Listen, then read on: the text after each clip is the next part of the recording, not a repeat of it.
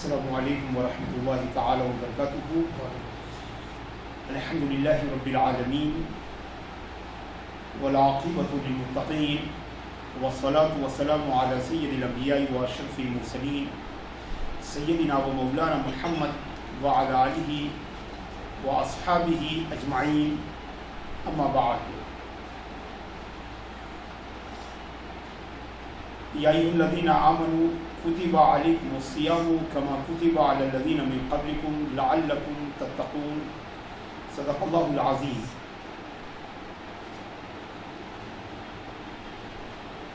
حضرات گرامی، آج کی اس محفل کا عنوان استقبال رمضان، کہ ہم رمضان کا استقبال کیسے کریں۔ یہ جس زمانے میں ہم جی رہے ہیں، جس دنیا میں ہم سانس لے رہے ہیں، یہاں ہر چیز برائے فروخت ہے۔ ایون کی جو اسپریچول ویلیوز ہیں وہ بھی آج کل مارکیٹ میں جو ہے برائے فروخت رکھے ہوئے ہیں۔ رمضان کا تصور آتے ہی فیس بک پر لمبے لمبے جو ہے مختلف عنوان کے جو ہے میسیجز اور حلیم کا تذکرہ، انگلش پیپر ہو، اردو پیپر ہو، ہندی پیپر ہو یا مقامی زبانوں کے پیپر ہوں، تو گویا اب رمضان جو ہے وہ عبارت ہو گیا ہم رمضان کو مسجدوں میں سیلیبریٹ کرنے کے بجائے ہم پستہ ہاؤس میں سیلیبریٹ کرتے ہیں، اور دنوں میں رمضان کا استقبال کرنے کے بجائے ہم فیس بک پر رمضان کا استقبال کرتے ہیں۔ فیس بک ایک بہت ہی طاقتور ذریعہ ہے جس کے ذریعے ہم لوگوں تک اچھی باتیں پہنچا سکتے ہیں، مگر آپ جانتے ہیں کہ وہ فیس بک بذات خود ایک ٹول ہے جس کا اچھا بھی استعمال ہو سکتا ہے اور برا بھی استعمال ہو سکتا ہے۔ یہاں تک کہ اگر ایک شخص جو ہے نماز اور روزہ چھوڑ کر جو ہے وہ فیس بک پر جو ہے دعوت کا کام کرتا رہے اور نئے نئے میسیجز بنا کر لوگوں کو بھیجتا رہے، وہ خواہ وہ اچھائی کی میسیج کیوں نہ ہو، نیکیوں کی دعوت کیوں نہ دیتے ہوں، لیکن اگر وہ دوسرے فرائض اور واجبات کو چھوڑ کر جو ہے اگر وہ فیس بک پر بیٹھا رہے صبح و شام، تو ظاہر سی بات ہے کہ وہ فیس بک کا غلط استعمال کر رہا ہے۔ ایک صحیح ذریعہ جس کی طرف اللہ نے رہنمائی کی ہے ہماری، اس کا وہ غلط استعمال کر رہا ہے۔ تو دراصل یہ رمضان کے بارے میں ہمارے بدلتے ہوئے زاویے ہیں، اور اس میں بڑا دخل جو ہے یہ گلوبلائزیشن کا ہے، اور یہ اسرافیت جو ہے اس کا بڑا اثر ہے کہ اب ہر چیز جو ہے وہ لوگ جانتے ہیں نا، بزنس مین جو ہے ہر ایک چیز کا اپنا استعمال اپنے مقصد سے نکال لیتے ہیں۔ اب آپ دیکھیں کہ جو دا ہندو ہے اس میں ایک آج سے مہینہ ڈیڑھ مہینہ پہلے سے کاؤنٹ ڈاؤن شروع ہو گیا، 90 دن، یعنی گویا رمضان کا کاؤنٹ ڈاؤن نہیں ہے، وہ حلیم کا کاؤنٹ ڈاؤن ہے۔ رمضان کا کاؤنٹ ڈاؤن جو ہے وہ الگ ہوتا ہے اور حلیم کا کاؤنٹ ڈاؤن جو ہے وہ الگ ہوتا ہے۔ تو دراصل یہ استقبال رمضان نہیں ہے۔ رمضان کے استقبال کے لیے دل کو تیار کرنے کی ضرورت ہے، اپنی سوچ کو تیار کرنے کی ضرورت ہے۔ سب سے پہلی بات تو یہ کہ رمضان کے استقبال کے لیے سب سے پہلے تو اللہ تبارک و تعالیٰ کی طرف توجہ کی ضرورت ہے، کہ ہم اللہ تعالیٰ سے جو ہے گریزاری کے ساتھ دعا کریں کہ اللہ تعالیٰ ہم کو رمضان تک پہنچائے، ورنہ ساری تیاری جو ہے وہ وہی بقول شاعر کے کہ سامان 100 برس کا ہے، کل کی خبر نہیں ہے، ابھی بھی 3 دن باقی ہیں۔ 3 دن میں اس پوری دنیا میں نہ جانے کتنے لوگ نئے آئیں گے اور نہ جانے کتنے لوگ دنیا چھوڑ کر جو ہے قبروں میں سدھر جائیں گے۔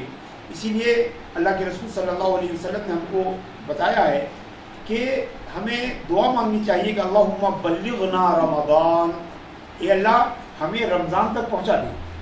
صحیح حدیث میں ہے کہ نبی کریم صلی اللہ علیہ وسلم جب رجب کا مہینہ آتا تھا تبھی آپ یہ دعا شروع فرما دیتے تھے، اللہم بارک لنا فی رجب و شعبان و بلغنا رمضان، اے اللہ رجب اور شعبان میں ہمارے لیے برکت دے اور ہمیں رمضان تک پہنچا دے۔ ارے آپ جس مسجد میں نماز پڑھتے ہیں وہیں آپ مسجد میں جائیں گے تو آپ کو محسوس ہوگا کہ پچھلے سال کئی ایسے نمازی تھے جو آپ کے بغل میں، آپ کی اگلی صف میں، آپ کی پچھلی صف میں تھے، اب وہ مسجد میں نہیں بلکہ قبرستانوں میں۔ اگر ان قبرستانوں کے مردوں سے اگر آپ پوچھیں کہ تمہاری تمنا کیا ہے، جو پچھلے سال ہمارے ساتھ تراویح کی نمازیں ادا کرتے تھے، ہمارے ساتھ روزے رکھتے تھے، اب وہ گور غریبہ میں ہیں. اگر آپ ان سے پوچھیے تو شاید وہ یہی تمنا کریں گے کہ رمضان کی چند گھڑیاں ہم کو نصیب ہو جائیں، رمضان کی چند ساعتیں جو ہے ہم کو مل جائیں، رمضان کی میں عبادت کرنے کا ایک اور موقع ہم کو مل جائے جو موقع ہمیں حاصل ہے، مگر ہم اس کی قدر نہیں کرتے ہیں. مگر جن کو قدر آئی تو اب ان کو موقع نہیں ہے. یہ عجیب و غریب بات ہے، جس کے پاس موقع ہے اسے قدر نہیں ہے، اور جس کو قدر سمجھ میں آ گئی ہے اب اس کے پاس موقع نہیں ہے.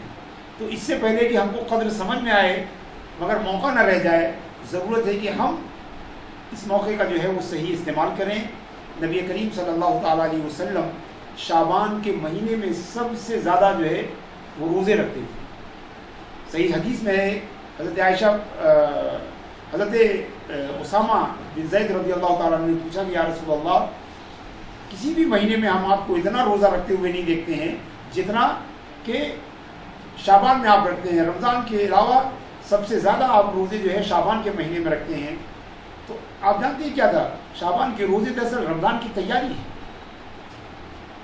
اسی لیے بالخصوص جو ہے بزرگوں میں بہت یہ ہے کہ رمضان شعبان میں جو ہے وہ جمعرات کے روزے شروع کر دیتے ہیں، دوشنبہ کے روزے شروع کر دیتے ہیں، ایام 20 جو 3 دن ہوتے ہیں 13، 14 اور 15 اس کے روزے رکھتے ہیں. شب برات کو منانے کے بعد جو ہے اس کے بعد روزے رکھتے ہیں. شاید شب برات کے بعد روزے رکھنے کا جو تصور ہے حدیث میں آیا ہے کہ قوموا لیلھا وصوموا نہارھا، کہ رات میں عبادت کرو شب برات کی اور دن میں روزے رکھو. تو شاید اسی لیے کہ اللہ تبارک و تعالیٰ کی جو نعمتیں ملتی ہیں اس کو روزہ رکھ کے ہم اس کا شکر ادا کرتے ہیں. تو یہ سب جو ہے وہ رمضان کی جو ہے وہ تیاری کے لیے ہے. لہذا بے حد ضروری ہے کہ آج سے ہم دعا کریں کہ اللہم بلغنا رمضان، اے اللہ ہمیں رمضان کو پہنچا دے. یاد رکھیے کہ ایک ہفتے کے بعد بھی بہت سے لوگ رمضان میں نہیں پہنچیں گے. آپ سمجھتے ہیں رمضان میں پہنچنا یہ بالکل الگ چیز ہے. رمضان کے مہینے کو پانا الگ بات ہے اور رمضان کو پانا الگ بات ہے. رمضان کے مہینے کو پانے والے بہت ہوں گے، بلکہ ہر آدمی جو ہے مسلمان ہو یا غیر مسلم رمضان کا مہینہ تو سبھی پائے گا نا.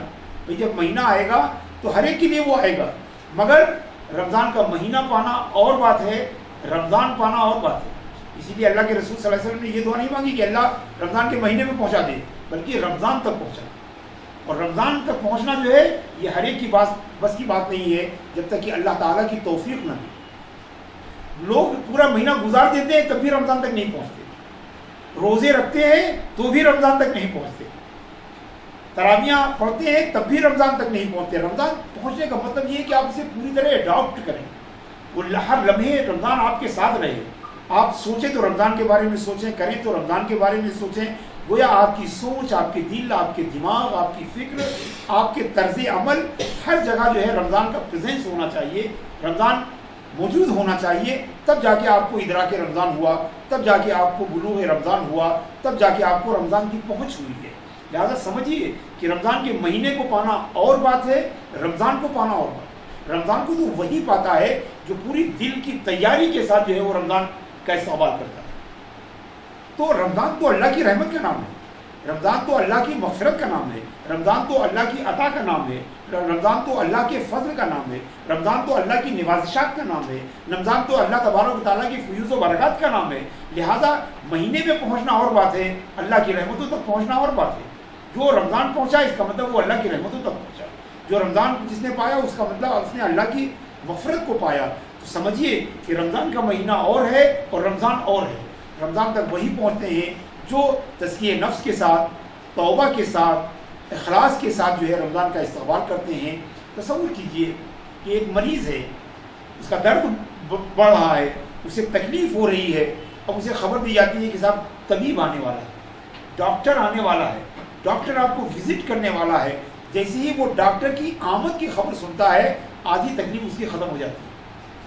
تو مسلمان کو رمضان کا استقبال ویسے کرنا چاہیے جیسے مریض ڈاکٹر کا استقبال کرتا ہے، جیسے مریض ڈاکٹر کا استقبال کرتا ہے. بتائیے ہم میں سے اللہ کی رحمت کا محتاج کون نہیں ہے؟ اللہ کی مغفرت کا محتاج کون نہیں ہے؟ جیسے ہم کھانا اور پانی کے محتاج ہیں اس سے بھی زیادہ اللہ کی رحمت کے محتاج ہیں. تو رمضان کا استقبال ویسے کرنا چاہیے جیسے پیاسا جو ہے پانی کے گلاس کا استقبال کرتا ہے. جیسے بھوکا جو ہے روٹی کا استقبال کرتا ہے، مریض جو ہے وہ ڈاکٹر کا استقبال کرتا ہے، ایک چاہنے والا جو ہے وہ جسے چاہتا ہے اس کا جسے استقبال کرتا ہے، مومن کو رمضان کا استقبال ویسے ہی کرنا چاہیے۔ یہ موضوع بےحد آسان سا ہے اور شہر بھر میں اس موضوع پر گفتگو ہو رہی ہے، مگر اس کی روح کو پہنچنا جو ہے وہ بےحد ضروری ہے کہ رمضان کے استقبال کا مطلب یہ نہیں کہ روٹین رمضان کے استقبال بھائی کھجور لے آئے رمضان کا استقبال ہو گیا، بیسن پکوڑیوں کے لیے بیسن جو ہے گھر میں آ گیا اس کا مطلب رمضان کا استقبال ہو گیا، تیل جو ہے ہر مہینے جو ہے وہ 10 لیٹر لیتے تھے اب 15 لیٹر لے آئے رمضان کا استقبال ہو گیا۔ تو دراصل یہ رمضان کا نہیں، یہ تو آپ استقبال کا افطار کا استقبال کرنا ہے، یہ تو آپ کھانے پینے کا استقبال کرنا ہے۔ ایسے ہی صاحب رمضان نہیں ہے، عید کے کپڑوں کی تیاری ہو رہی ہے، کہہ رہے صاحب یہ رمضان کی تیاری ہے، کھانے پینے کے سامان اور فروٹ اور جو ہے کھجوریں جو ہے لا کے جو ہے فریج میں بھری جا رہی ہیں، ہم سمجھتے ہیں رمضان کا استقبال ہو رہا ہے، دوستو یہ رمضان کا استقبال نہیں ہے، یہ تو دسترخوان کا استقبال ہے، یہ تو افطار اور سحری کا استقبال ہے۔ رمضان کا استقبال تو صرف توبہ سے اور اخلاص کے ساتھ ہوتا ہے، رمضان کا استقبال دل کی دردمندی کے ساتھ ہوتا ہے، جیسے ایک پیاسا شخص جو ہے وہ مارا مارا پھر رہا ہو اور اچانک اس کے سامنے جو ہے پانی کا ٹھنڈا گلاس آ گیا، تو دراصل رمضان اللہ کی رحمتوں کا، اللہ کے رسول صلی اللہ علیہ وسلم فرماتے ہیں اولہ رحمہ، رمضان کا پہلا 10 دن جو ہے وہ رحمت ہے، وہ اوسطہ مغفرہ، آخری بیچ کے 10 دن جو ہے وہ مغفرت ہے، وہ آخرہ العتق من النیران، اور آخری 10 دن جو ہے جہنم سے آزادی کا پروانہ ہے، کس کے لیے؟ جو رمضان کو پہنچا، شہر رمضان کو نہیں، ماہ رمضان کو نہیں، بلکہ جو رمضان کو جو پہنچا اس کے لیے رحمت ہے، اس کے لیے مغفرت ہے، اس کے لیے رمضان جہنم سے آزادی کا پروانہ ہے۔ لہٰذا رمضان کا استقبال جو ہے سب سے ضروری چیز تو یہ ہے، آپ جانتے ہیں کہ آپ کسی اپنے معزز مہمان کا استقبال کرتے ہیں تو کیا کرتے ہیں؟ گھر کو صاف کرتے ہیں، جھاڑو لگواتے ہیں، پوچھا لگواتے ہیں، گھروں کے سامان کو قاعدے سے لگاتے ہیں، بستروں پر سے شیٹ جو ہے وہ چیک کر دیتے ہیں، گویا گھر کی صفائی کر کے آپ اپنے مہمان کا، اپنے معزز جو ہے مہمان کا استقبال کرتے ہیں۔ رمضان کا استقبال دل کی صفائی کے ساتھ ہوتا ہے، جیسے مہمان کا استقبال گھر کی صفائی کے ساتھ ہوتا ہے، ویسے رمضان کا استقبال جو ہے وہ دل کی صفائی کے ساتھ ہوتا ہے۔ میں نے گزشتہ اس میں کہا تھا کہ دل کی صفائی کے ٹولز کیا ہیں؟ توبہ، گر گرانا، رونا، اللہ تبارک و تعالیٰ کے حضور جو ہے گریوزاری کرنا، ندامت اختیار کرنا، یہ وہ چیز ہے۔ دراصل میں نے بتایا آپ کو کہ کپڑوں کی نجاست ٹیپ کے پانی سے صاف کیا جاتا ہے، اور دل کی نجاست جو ہے آنسوؤں سے جو ہے اس کی صفائی ہوتی ہے۔ دراصل اس طرح آنسوؤں سے دل کو صاف کر کے ہم رمضان کا استقبال کریں، چونکہ رمضان کی جو رحمت ہے، رمضان کی جو مغفرت ہے، رمضان سے جو جہنم سے آزادی ملنے کا ہے، وہ سب ہمیں دل میں ریسیو کرنا ہے، ہمیں دل میں جو ہے حاصل کرنا ہے، ہمیں دل میں جو ہے اس کو لینا ہے۔ لہٰذا ضروری ہے کہ یہ رحمت اور مغفرت کے جو تحفے ہیں آسمانی جو ہے، ان کے لیے ہم اپنے دل کو جو ہے وہ تیار کریں۔ تو پہلی چیز تو یہ ہے کہ رمضان تک پہنچنے کی کوشش ہونی چاہیے، اور دوسری بات یہ ہے کہ اگر رمضان آ جائے تو سب سے پہلی بات تو استقبال رمضان کا یہ ہے کہ اس کی چاند کو دیکھیے، اس لیے کہ وہ چاند جو ہے اس عزیز مہمان کی آنے کی خبر دے رہا ہے، اس عزیز مہمان کے آنے کی خبر دے رہا ہے۔ رمضان کا چاند بھی بڑا محبوب ہے، اس لیے کہ وہ محبوب کی آمد کی خبر دے رہا ہے۔ لہٰذا ہم رمضان کی چاند کو دیکھنے کی کوشش کریں، کیلنڈر پہ بھروسہ نہ کریں، کیلنڈر پہ بھروسہ کرنے میں کوئی حرج نہیں ہے، لیکن رمضان آنے والے مہمان سے آپ کے تعلق کی دلیل، کسی جو ٹیلی گرام آپ کے پاس آ گیا، آپ اس پہ جو ہے آپ کر رہے ہیں، یا گاڑی کا ہارن بجا تو آپ گھر سے باہر نکل رہے ہیں، شاید مہمان آ گیا، شاید مہمان پہنچ گیا، تو دوستو یہ دل کی چیز ہے۔ اللہ تبارک و تعالیٰ بھی جو ہے وہ ہمارے دلوں کو دیکھتا ہے کہ رمضان کے استقبال کے لیے ہمارا دل کیسے تیار ہے۔ رمضان کا چاند جو ہے رمضان کی آمد کی اطلاع دینے والی چیز ہے، لہٰذا ایک مومن جو ہے جو رمضان کا استقبال کرتا ہے دل سے، وہ چاند کو دیکھنے کے لیے بےتاب ہوتا ہے، وہ عصر کے بعد ہی سے جو ہے ایسی جگہ ٹہلنے لگتا ہے جہاں سے چاند نظر آئے، اس لیے کہ چاند جو ہے وہ خبر دینے والا ہے، خاص کر کے 29 کا، کہ صاحب وہ ایک مہمان جس کی اطلاع تھی کہ کل آئے گا یا پرسوں آئے گا، لیجیے صاحب خبر مل گئی کہ چاند کے ذریعے کہ نہیں صاحب وہ کل ہی آ رہا ہے، پرسوں نہیں کل آ رہا ہے۔ تو صاحب آپ بظاہر آپ دیکھیں تو یہ معمولی سی بات ہے، مگر اگر آپ اس کو دل میں اگر آپ جھانک کے دیکھیں تو یہ معمولی بات نہیں ہے کہ جو عزیز مہمان، جو ہمارا محبوب پرسوں بھی آ سکتا تھا، چاند نے خبر دی نہیں صاحب وہ کل ہی آ رہا ہے، لہٰذا اب آپ کو مزید 48 گھنٹے انتظار نہیں کرنا ہے، صرف 12 گھنٹے کی انتظار کی بات رہ گئی، بلکہ وہ چاند آنے کے ساتھ ہی وہ آ بھی گیا. چاند صرف آنے کی خبر نہیں دیتا بلکہ چاند اپنے ساتھ لے کے آتا ہے. تو چاند دیکھیے، چاند دیکھ کے پڑھیے اللہم اہلہ علینا بالجمن والایمان والسلامت والاسلام ربی وربک اللہ یا ہلال. حدیث شریف میں آیا ہے کہ رمضان کا چاند، بلکہ تمام چاند دیکھ کے پڑھنے کی یہ دعا ہے. رمضان کا چاند دیکھیے، یہ بھی استقبال رمضان کا جو ہے وہ ایک حصہ ہے. اور چاند دیکھ کر مسجد پہنچیے، نماز پڑھیے مغرب کی. یہ پہلی نماز ہوگی رمضان کی، یہ اس رمضان کی پہلی جو ہے نماز ہوگی.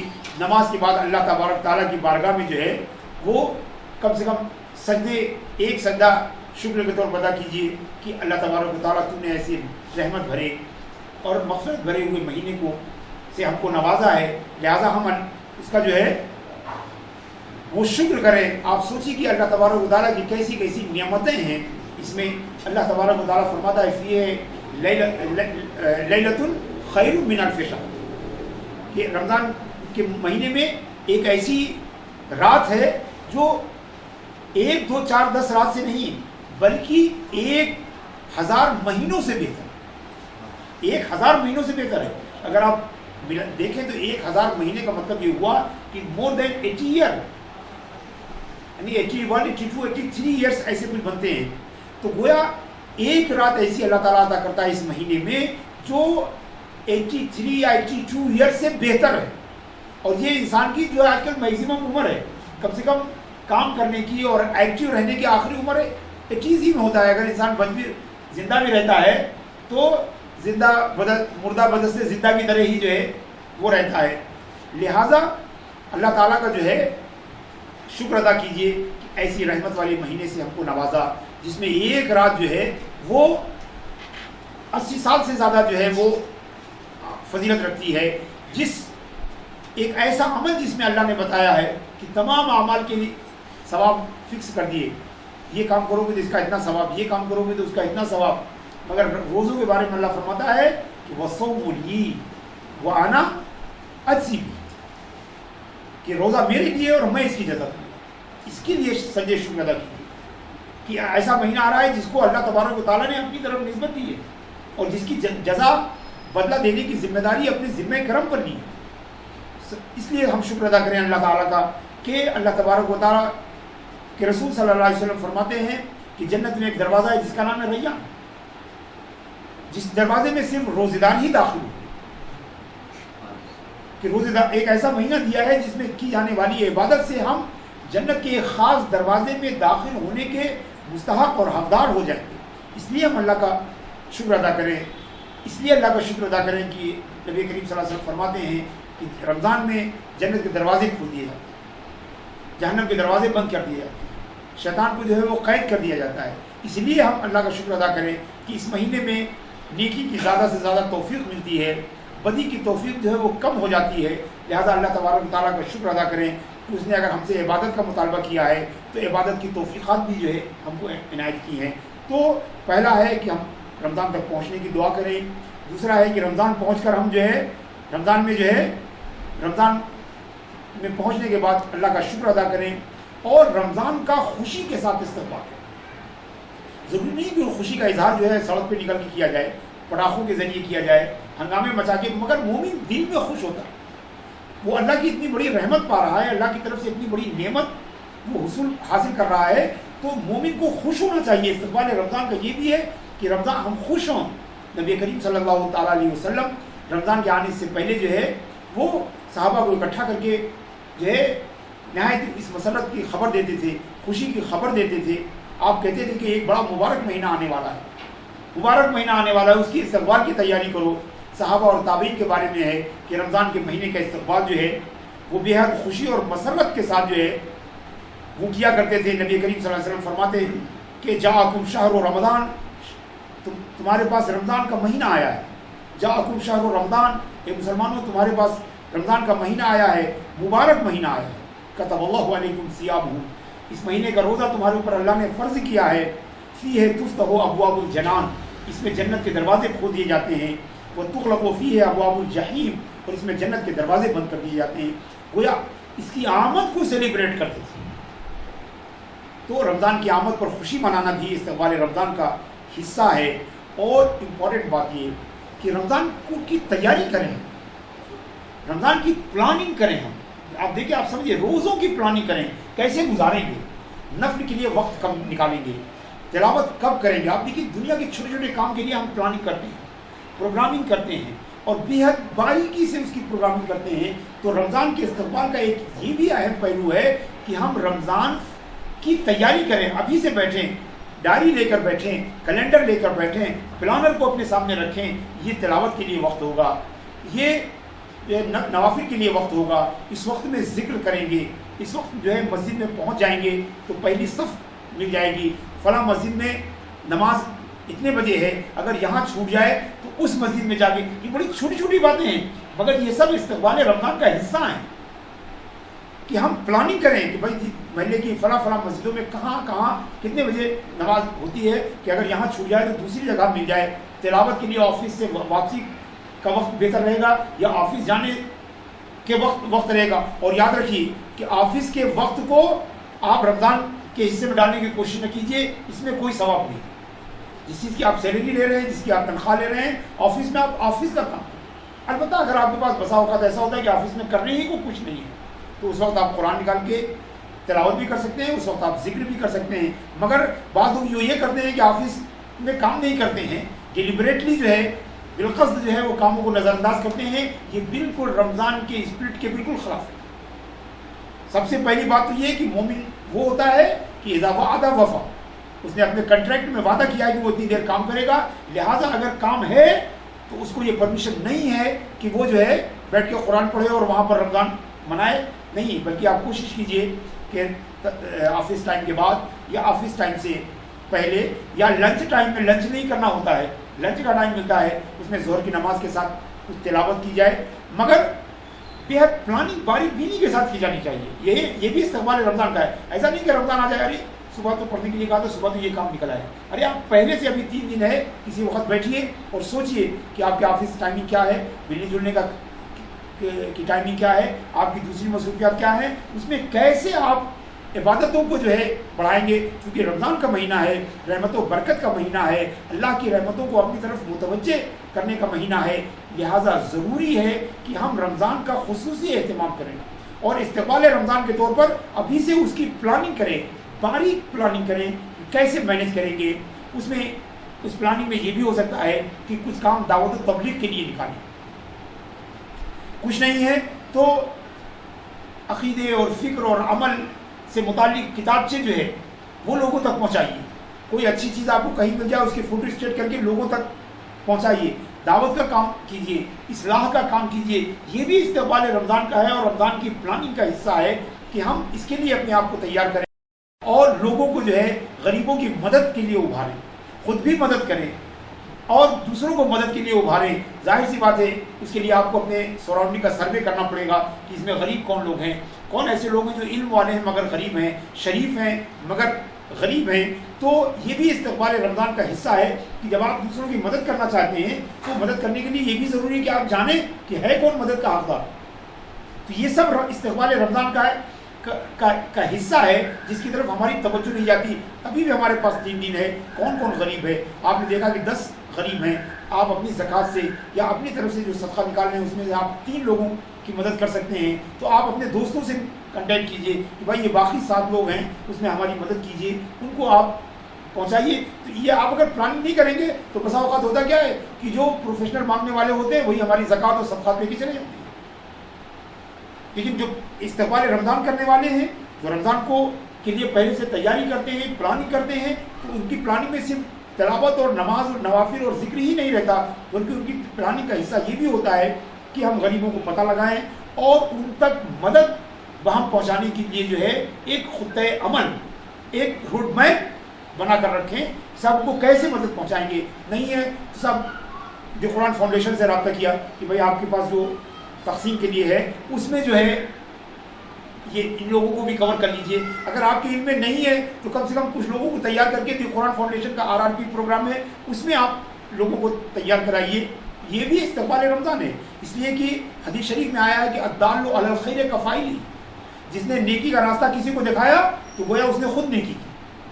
اگر آپ 10 لوگوں کو تیار کراتے ہیں کہ وہ غریبوں کی مدد کے لیے آپ کے بتانے پر انہوں نے غریبوں کی مدد کی، تو ان 10 لوگوں کو ثواب ملے گا، اور ان 10 کے برابر آپ کو ثواب ملے گا کہ آپ نے ان کو گائیڈ کیا مدد کرنے کے لیے۔ تو اس کے لیے بھی جو ہے تیاری کیجیے۔ اور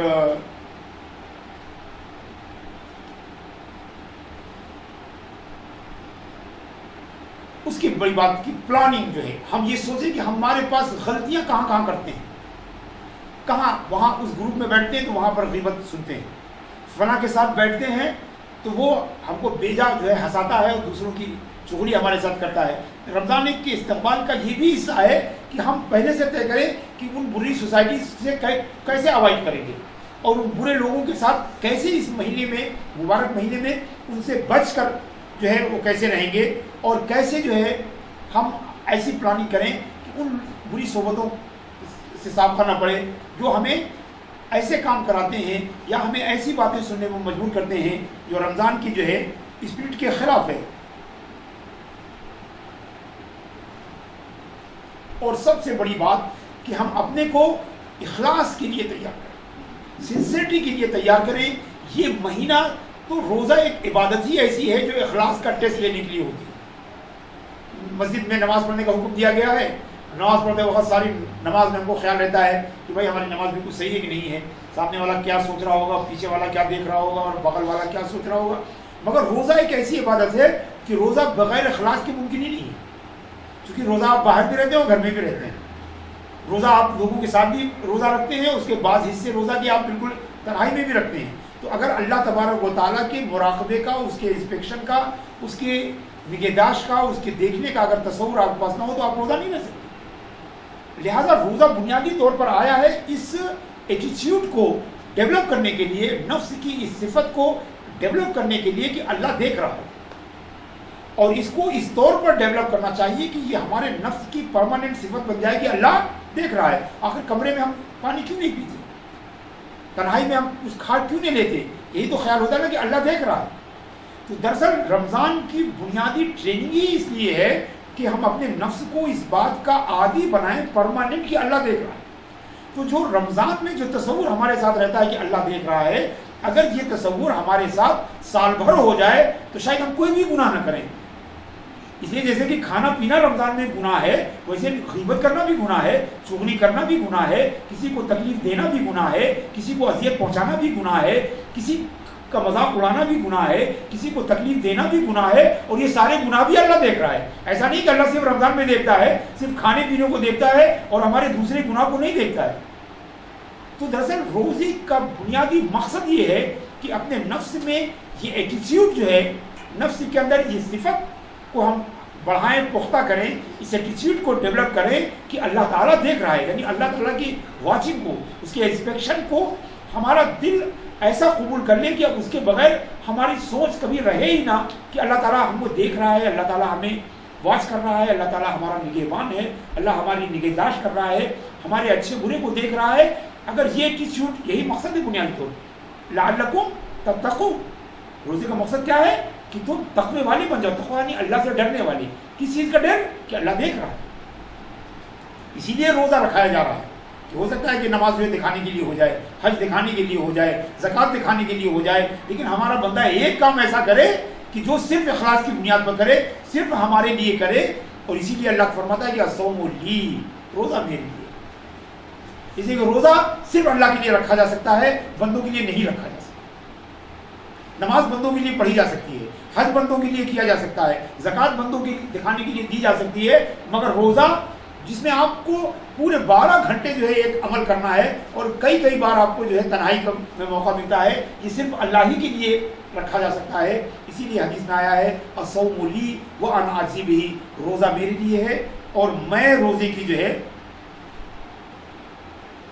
علاوہ ازیں ہمیں روزے کی جو ثواب ہے اس کو بار بار پڑھنا چاہیے رمضان سے پہلے، تاکہ دل اس کے لیے تیار ہو۔ یہ بھی استقبال رمضان کا حصہ ہے کہ روزے کے فضائل، روزے کی برکتیں، روزے کی رحمتیں، روزے میں ملنے والے انعام، روزے میں ملنے والے، نبی کریم صلی اللہ علیہ وسلم نے فرمایا کہ لخلوف فم الصائم اطیب عند اللہ من ریح المسک، روزے دار کی منہ سے نکلنے والی خوشبو دیکھیے حالانکہ عمر روزے دار کے منہ سے جو نکلتا ہے وہ خوشبو نہیں ہوتی، ایک بو ہوتی ہے، بسا اوقات اچھی بھی نہیں ہوتی، مگر رسول صلی اللہ علیہ وسلم فرماتے ہیں کہ اللہ کے نزدیک وہ مسک سے، مشک سے بہتر ہے۔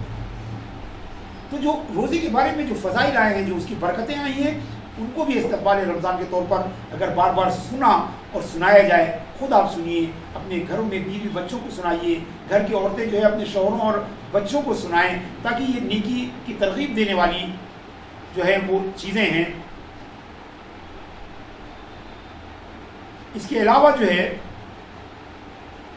پہلے سے تیاری کیجیے کہ رمضان جو ہے یہ صبر کا مہینہ، نبی اسلام صلی اللہ علیہ وسلم نے فرمایا کہ رمضان جو ہے یہ صبر کا مہینہ، ظاہر سی بات ہے بغیر صبر کے روزہ ہی نہیں رکھا جا سکتا۔ شاید جو سب سے فنڈامنٹل ریکوائرمنٹ ہے روزے کی وہ کیا ہے؟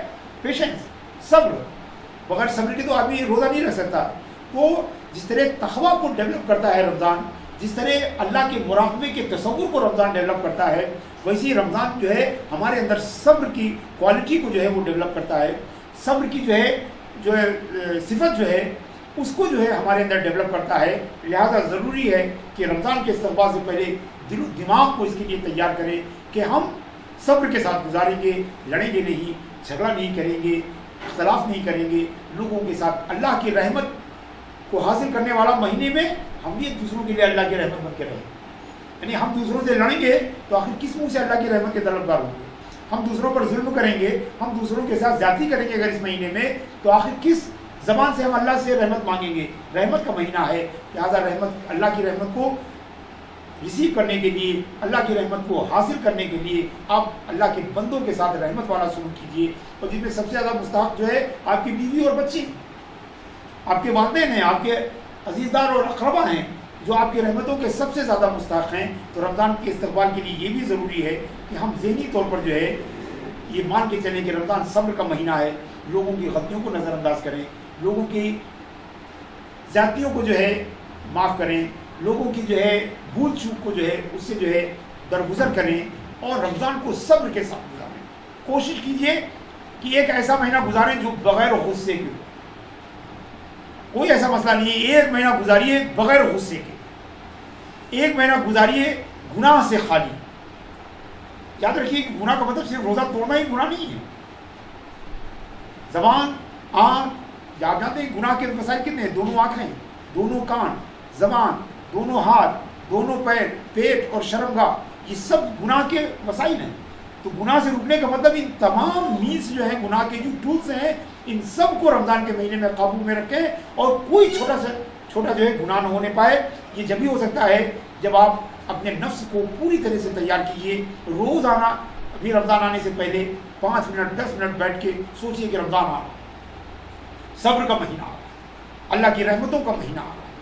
اللہ تبارک و تعالیٰ ہمیشہ مراقب ہوتا ہے، مگر یہ مہینہ تو بڑا خصوصی طور پر اللہ کا مراقبہ ہوگا۔ لہٰذا گناہوں سے بچنے کے لیے دل کو تیار کریں، ذہن کو تیار کریں، اور اس مہینے کو جو ہے اللہ تبارک و تعالیٰ کی اطاعت میں گزاریں، توبہ سے شروع کریں اور جہنم سے آزادی پر اس مہینے کو ختم کریں۔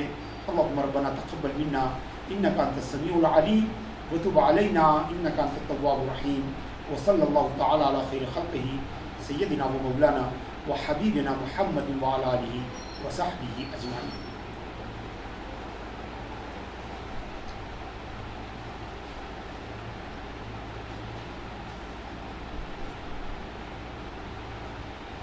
کوئی بات آپ حضرات پوچھنا چاہتے ہیں رمضان سے متعلق؟ یہ ضرورت ہے کہ رمضان کے استقبال کو ہم علم کے ساتھ اس کا استقبال کریں۔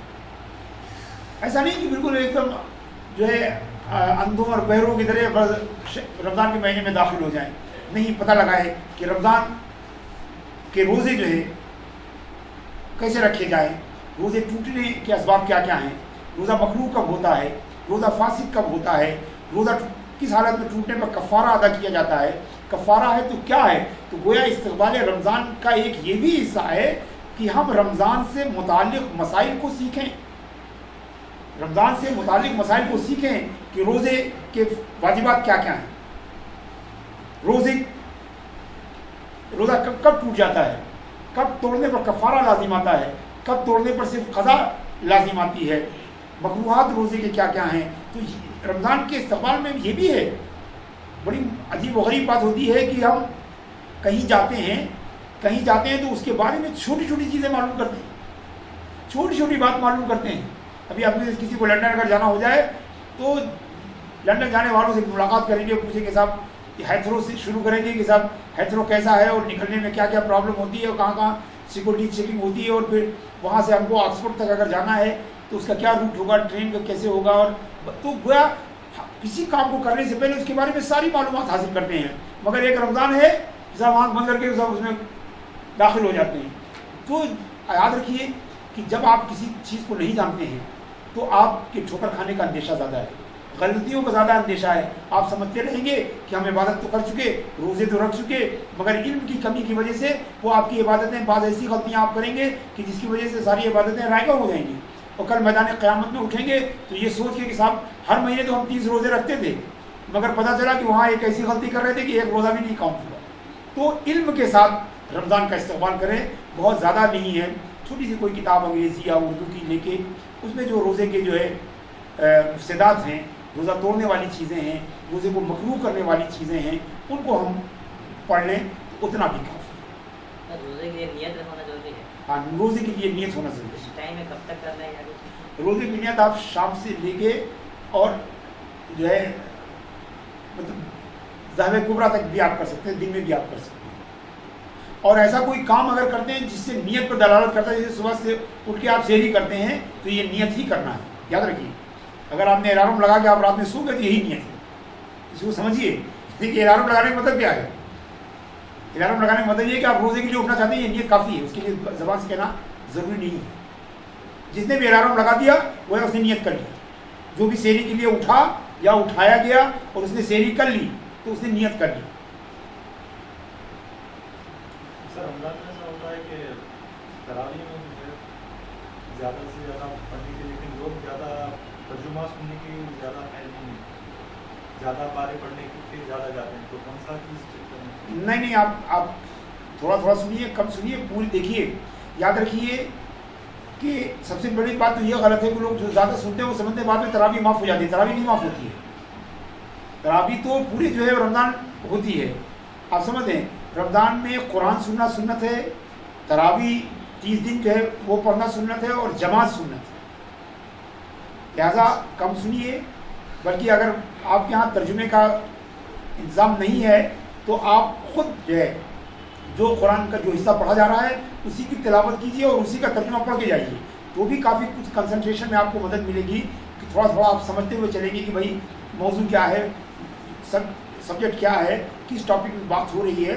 تو آپ بھی کر کے جا سکتے ہیں کہ آپ جو پڑھایا جا رہا ہے 1.25 پارہ مثلاً، تو وہ 1.25 پارے کا ترجمہ آپ پڑھ کے جائیے. اور ایسا بھی کر سکتے ہیں کہ صبح آپ اسی 1.25 پارے کی تلاوت کیجیے اور شام کو اسی 1.25 پارے کا ترجمہ پڑھیے. بہت زیادہ کرنے کی ضرورت نہیں. صبح 1.25 پارے کی تلاوت، شام کو اسی 1.25 پارے کا جو ہے ترجمہ، اور رات میں اسی 1.25 پارے کی سماعت. تو یہ تو منیمم ہے قرآن کے ساتھ. اس لیے قرآن کے نزول کا مہینہ ہے. جی ٹائمنگز بیچ میں آ جاتے ہیں. رات میں 10 بجے لاگ آف ہوگا آفس کا، تو تراویح چھوٹنے کے چانسز ہوتے ہیں. تو ایسے میں جیسے تراویح چھوٹنے کے آپ چند لوگ جو ہے آپ کے ساتھ ہیں، آپ ان کے ساتھ مل کے تراویح پڑھیے. کوئی ضروری نہیں کہ آپ تراویح کے لیے جماعت سنت ہے، مسجد میں جانا یہ مطلوب نہیں ہے. لہٰذا آپ اگر آپ کے ساتھ 4 لوگ ہیں، آپ 4 ہی جو ہے وہ الگ جو ہے تراویح پڑھیے، الگ طرح سے پڑھیے. اور کوئی نہیں ملا آپ کو تو بھی آپ پڑھیے، کیونکہ تراویح پڑھنا سنت ہے، جماعت کے ساتھ سنت ہے، اور اس میں قرآن سننا یہ تیسری سنت ہے. لہٰذا اگر آپ کو کوئی نہیں ملا تو بھی آپ اپنے گھر پہ آ کے پڑھیے. طہارت فرض ہو جائے صبح میں اگر تو کب تک اس کو نہا لینا بہتر ہے؟ دیکھیے سب سے بڑی بات تو آپ کو فجر کی نمازی کے لیے نہانا چاہیے. مان لو اگر فرض محال آپ کو اٹھے ہی نہیں، آپ جو ہے پورا وقت آپ سونے میں گزر گیا، جب بھی آپ چاہیں جس وقت بھی آپ نہائیں گے وہ ہو جائے گا، روزہ ہو جائے گا. اگر صبح نجاست کی حالت میں اگر صبح ہوتی ہے تو بھی روزہ ہو جاتا ہے، روزے میں فرق نہیں پڑتا. البتہ کوئی بیمار ہے اور ایسی بیماری اس کو خطرہ ہے کہ اس سے نقصان ہو جائے گا رات میں نہانے سے، تو وہ کلی کر لے سحری کے وقت میں اچھے سے، اور ناک میں اچھے سے پانی ڈال لے، تاکہ یہ دونوں کام جو ہے وہ روزے کی حالت میں جو ہے تھوڑا سا جو ہے احتیاط زیادہ ضرورت ہوتی ہے، اور صبح اٹھ کے نہا لیں.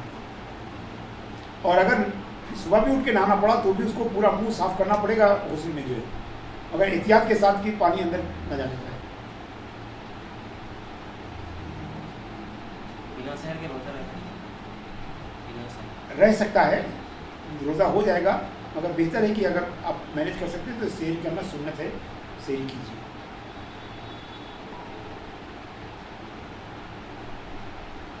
لیکن اگر سحری نہیں کی گئی تو روزہ ہو جاتا ہے، روزہ نہیں چھوڑا جا سکتا اگر سحری نہ کیا.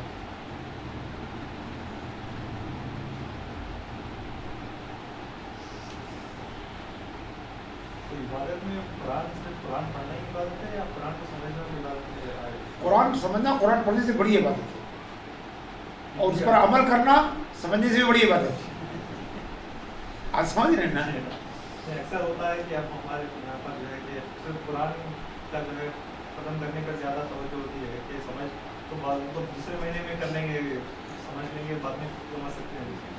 دیکھیے انما الاعمال بالنیات، سمجھ رہے ہیں نا؟ ہمیں اچھی بات لوگوں کو بتانی چاہیے. بظاہر ہماری آنکھیں جو کچھ دیکھتی ہیں وہ حقیقت نہیں ہوتی ہے.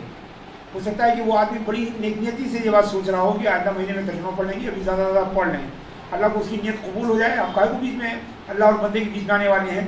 ہمارے سماج میں یہ بھی بہت ہو گیا ہے کہ ہم اپنی سمجھ کو ہم اللہ کی وکالت کرنے لگتے ہیں. آپ سمجھتے ہیں نا؟ ہم اپنے کو کاؤنسلر بنا دیتے ہیں اللہ تعالیٰ کی طرف سے، اور جو اپنی سمجھ کو لوگوں کو امپلیمنٹ کرنے لگتے ہیں. تھوڑی کشادگی رکھیے، تھوڑی کشادگی رکھیے، لوگوں کے لیے اچھی سوچ رکھیے، لوگوں کے لیے جو ہے وہ اچھی سوچ رکھیے. اگر کھلا شریعت کی مخالفت ہے تو نرمی سے بتائیے. سمجھے؟ وہ جو مطلب دینی پولیس کا جو کنسیپٹ ہے وہ اسلام کے نزدیک پسندیدہ نہیں ہے. آپ سمجھتے ہیں نا؟ شرعی پولیس یا پولیس گیری جو ہے وہ ٹھیک نہیں ہے. نرمی سے بتائیے، اس لیے جانتے ہیں کہ آپ ڈانٹ پھٹکار کے آپ کوئی سنتا نہیں ہے. سمجھ رہے ہیں؟ سوائے اس کے کہ آپ اپنے تعلقات خراب کر لیں گے اور وہ شخص گناہ میں آپ کی ضد میں اور گناہ کرے گا، اور اس کا جو ایکسٹرا گناہ ہے وہ ہمارے نام ہمارے میں جائے گا کہ ہماری بیوقوفی کی وجہ سے وہ کیا. نرمی سے سمجھائیے، محبت سے. بلکہ تو ہمارا کہنا ہے کہ جس کو سمجھانا چائے پہ بلائیے، چائے اور 2 بسکٹ کھلائیے، اس کے بعد بتائیے. سمجھے بات؟ ہمارا مقصد ہے اللہ کا پیغام پہنچے نا بھائی. اگر ہم سمجھتے ہیں کہ ہم اس طرح جو ہے سختی کے ساتھ پیغام پہنچائیں اور وہ فائدہ نہ کرے تو اس سے کیا فائدہ ہے؟ آپ لوگ یہ جیسے آپ نے بتایا نہیں، کسی لوگ سمجھتے ہیں قرآن پڑھنے سے کام چل جاتا ہے، مجھے لوگ سمجھتے ہیں کہ جا کے جو ہے مٹھی سے جو میز پہ زور سے مار کے وہ بات پہنچا دینے سے بات نہیں پہنچایا آپ نے، بلکہ آپ نے تو اللہ کے بندے کو اور دور کر دیا اپنی نفرت انگیز طریقہ کار سے. اس سے بھی بہت بچنا چاہیے. آج کل یہ بڑی بابا چلی ہے کہ لوگ سمجھتے ہیں کہ صرف پہنچا دینا. حضور نے فرمایا بلغ، تو بلغ کا مطلب کوئی جو literal understanding of Quran and سنت ہے. یہ بڑا مرض ہے ہماری سوسائٹی کا کہ حضور نے کہا بلغ، پہنچا دو، اور گئے غصے سے تیوری چڑھا کے اور آنکھ کو کھینچ کے اور چہرے کو بگاڑ کے بتا نماز پڑھا کرو. ظاہر ہے کیا فائدہ ہے اس سے آپ کو؟ ہم جو بات کہتے ہیں کہ آپ بلائیے اس کو، چائے پلائیے، 2 بسکٹ عثمانیہ بسکٹ کھلائیے، کہ بھائی آپ اگر جب نماز پڑھیں گے تو آپ کے لیے بہت ساری دوسری نماز پڑھیں گے. سمجھے؟ لوگ قبول کریں اس کو. جو ہے یہ جو طریقہ بات پہنچانا مقصد نہیں ہے، لوگوں کے اندر قبولیت پیدا کرنا یہ جو ہے بنیادی مقصد ہے. یہ بالکل ویسے ہی جیسے قرآن پڑھنا اور اس کو سمجھنے میں جو فرق ہے وہی یہاں بھی فرق ہے. تو وہاں بھی دیکھنا چاہیے اور یہاں بھی دیکھنا. ہم اگر کہیں کہ کسی کو ہم زبردستی کریں کہ ترجمہ پڑھو اور بعد میں تلاوت بھی بند کر دیں تو میرے خیال میں ہم تبلیغ کا پتہ نہیں دیا. اگر آپ محسوس کرتے ہیں کہ صاحب یہ تو ایک ہی کر پائے گا تو رہنے دیجیے اور نہیں دیجیے اس کو. بہت تبلیغ بڑی مطلب سائیکولوجیکل معاملہ ہے، اور اپنے معاملے میں ہم خود جانتے ہیں کیسے کیا جاتا ہے، خالی اللہ کے معاملے میں نہیں سمجھتے. اور کوئی بات؟ ٹھیک ہے، اجازت.